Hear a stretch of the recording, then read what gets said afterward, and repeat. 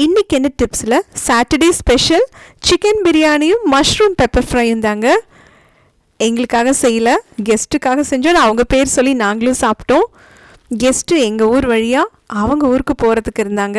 அப்போ அவங்களுக்கு ஒரு சர்ப்ரைஸ் கொடுக்கலாமேன்ட்டு நாங்கள் மத்தியானம் சாப்பாடு ப்ரிப்பேர் பண்ணி அவங்களுக்கு கொடுத்தோம். அவங்களும் ரொம்ப சந்தோஷப்பட்டாங்க. பக்கத்தில் இருந்தாங்கன்னா பாத்திரத்தில் கட்டி கொடுக்கலாம். ஆனால் அவங்க கொஞ்சம் தூரமாக போகிறதுனால நம்ம வீட்டில் வாழை மரம் இருந்துச்சு. வாழை இலையை நல்லா கழுகி கொஞ்சம் தீயில வாட்டி எடுத்துட்டோம். அப்போ தான் அது கிழியாமல் இருக்கும். நியூஸ் பேப்பர் கீழே வச்சு சிக்கன் பிரியாணி சூப்பராக நம்ம பேக் பண்ணிட்டோம். 12 லிட்டர் குக்கரில் தான் இன்றைக்கி செஞ்சேன்.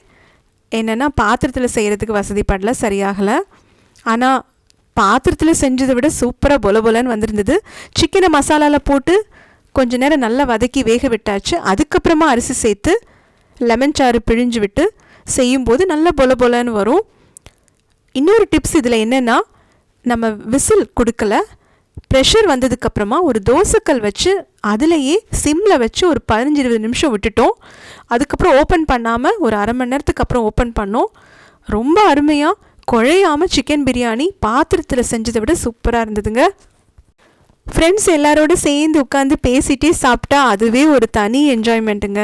ஆனால் சில நேரத்தில் எல்லாருக்கும் ஒரே மாதிரி இருக்கிறதில்ல, வேலை பிஸியாக இருக்கலாம், ஒர்க் ப்ரெஷராக இருக்கலாம்.